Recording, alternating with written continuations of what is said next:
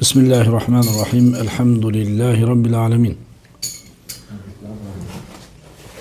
Bildiğiniz gibi biz artık Zilhicce ayının ilk 10 gününe girmemize 1-2 gün kalmış. Ve buna göre de üzerimize düşen nedir? Yani bugünün faziletini bilmemiz ve bugün için ne etmek lazımdır? Bunu bilmemiz mütlektir.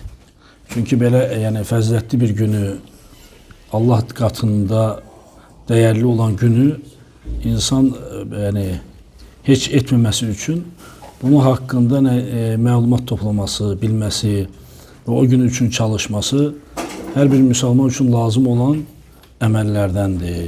Çünkü Allah Teala böyle bir günleri bizim için koydu, koymakta məqsədi kullarının o günlerden istifade etmesi, səmərəli keçirmesi, faydalı keçirmesi, günahlardan temizlenmesi, savabları elde etmesi üçündür. Ve Fadl-ı Aşr Zilhicce, Zilhicce'nin ilk 10 günün faziletine geldikte ise ilin en güzel, en azametli günlerinden sayılır. Zilhicce'nin ilk 10 günü Allah katında ilin en azametli günlerinden sayılır. Ve Peygamberimiz sallallahu aleyhi ve sellem bu hafta diyor ki: "Ma min eyyamin amel salih fiha ahabbu ilallah min hadihi eyyam." Ki bugün de Peygamberimiz sallallahu aleyhi ve sellem diyor ki bugün de edilen salih emeller Allah katında daha sevimlidir. Daha faydalıdır. Daha ecir bakımından ecri büyüktür. Mükafatı büyüktür. Ve böyle olduğu halde sahabeler tarafından sual doğurur. Ya Resulullah, hatta cihaddan da hayırlidir mi? Bildiğiniz gibi cihad en ağır, savabı çok olan, ağır olan bir ibadet. İnsan canıyla, malıyla gelir, əziyyət çəkir, düşmənlə karşı karşıya gelir. Bakın müqayisə, cihadla müqayisə edir. Ve sahabeler de hemen onları narahat edən o olur ki, ya Resulullah cihaddan da üstündür mü? Bugün de edilen sədaqə, bugün de edilen zikir, bugün de kılınan namaz, bugün de tutulan oruç. Ve Peygamberimiz sallallahu aleyhi ve sellem sözünden belə başa düşdür ki, bəli, cihaddan da xeyirlidir. Yalnız o kişi istisna olmakla, haric olmakla malıyla, canıyla gider, heç nə qayıtmaz. Bu kişi istisnadır. Bu insan haricdir. Yoksa belə deyək, gün olarak, əməl olarak, ibadet bakımından en faziletli, en hayırlı günlerdir. İnsanın diğer günlerde kıldığı 2 rekat sünnet, bu günlerde kıldığı 2 rekat sünnet daha üstündür. Bu günlerde verilen 1 manat, diğer günlerde verilen 10 manattan daha hayırlıdır. Peygamberimiz sallallahu aleyhi ve sellem hadisi bizlere bunu öğretir. Ve diyor ki onun faziletli olmanın sebeplerinden biri de İctima ummahatul ibadet. Diyor ki ana ibadetlerinin toplandığı bir gündür. Ana ibadetler. Ana ibadetler nedir? Namaz, oruç, sədaqə, hac. Bunların toplandığı bir gündür Bu günlerde namaz kılınır, sədaqə verilir, oruç tutulur, hac həyata keçirilir ve üstelik de o günlerde de telbiye eləmək, həclərin tərbiyə eləməsi, lebbeyk, Allahümme lebbeyk. Baxanda bu da bu günlerde, bu faziletli günlerin içerisinde bu da var. Sanki İslam'ın rükunları tamamıyla bu günlerde əhatə olunur. Ona göre deyir ki bugünün faziletlerindendir ki ana ibadetlerinin toplandığı bir gündür. Ve diğer faydası da o faziletli olmanın diğer sebeplerinden biri de Arafa gününün olması. O günde Arafa gününün olması. Arafa günü Peygamberimiz sallallahu aleyhi ve sellem diyor ki kim Arafa günü oruç tutarsa həcilər yok. Həcilər istisna olmakla gayri həcilər Arafa günü oruç tutarsa Allah Teala onun 2 ilin günahını bağışlayar. Öten ve gelecek ilin günahlarını bağışlayar. Ve diğer bu günlerde edilen en büyük savablardan biri de bu günlerin faziletli olmanın sebeplerinden bir diğer sebep de bu günlerde edilen en büyük ibadet Müslümanların kurban kesmesi.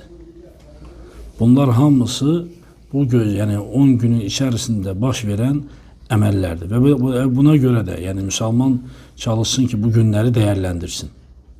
Bu 10 günü səmərəli keçirsin, keyfiyyətli keçirsin, Quran oxuyan, Quran oxusun. Yəni mütləq müəyyən ibadətin üzərində durmalısan deyən bir şey yoxdur. Kimisi Quranla Allaha yaxınlaşar, kimisi sədəqə ilə, kimisi oruç tutmaqla, kimisi nafilə namaz qılmaqla, kimisi zikr etməklə. Yəni hər kəs bacardığını etməsi lazımdır. Həqiqətən də bu günlər Allah katında dəyəri, qiyməti olan günlərdir.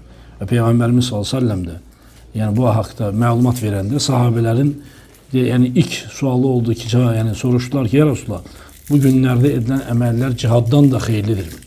Və Peyğəmbərimiz s.ə.v cavabı oldu ki, bəli. Yalnız o kişi istisna olmaqla malı ilə, mülkü ilə və yaxud da canı ilə gedər, heç nə qayıtmaz.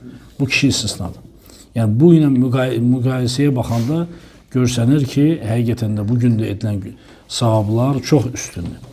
Eynən də qardaşlar, yəni bir şeyin yəni o günlərdə edilən savablar üstün olduğu kimi edilən günahlar da üstündür. Yəni günah baxımından digər vaxtda edilən günahlardan üstündür.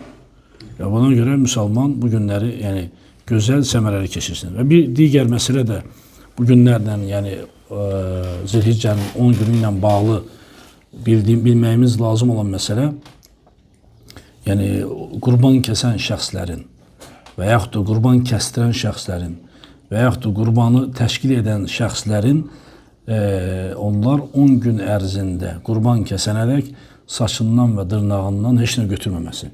Çünki Peyğəmbərimiz s.ə.v hədisdə bizlərə bildirir ki, yəni Ramazan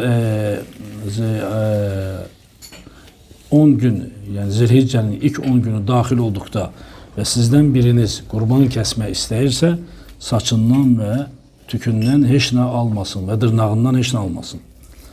Və bu hədis yəni göstərir ki, 10 gün içərisində qurban kəsən şəxsin, kəstirən şəxsin, yəni yalnız kim onun yəni yəni alır, kəstirir, təşkil edir, ona aiddir. Yəni ev əhlinə aid deyil. Ev əhlinin hamısını əhatə eləmir. Ev əhlində deyək ki, ata qurbanı alır, kəstirir, bunu əhatə edir.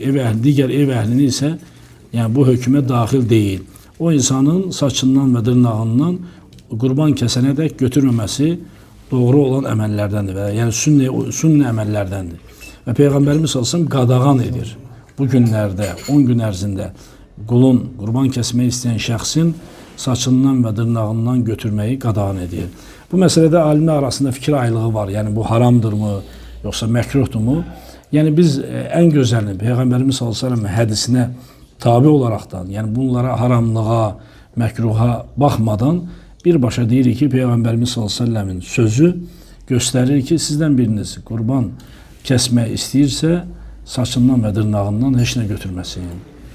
Bu yəni bu günlərdə edilən əməllərdəndir qardaşlar. Bunu çalışaq yəni həm savab baxımından xeyir əməlləri çoxaltağın, həm də qurban kəsən şəxsin bu günlərdə yəni saçından və dırnağından heç nə götürməsin. Allah Teala bizi eşidib faydalanlardan etsin.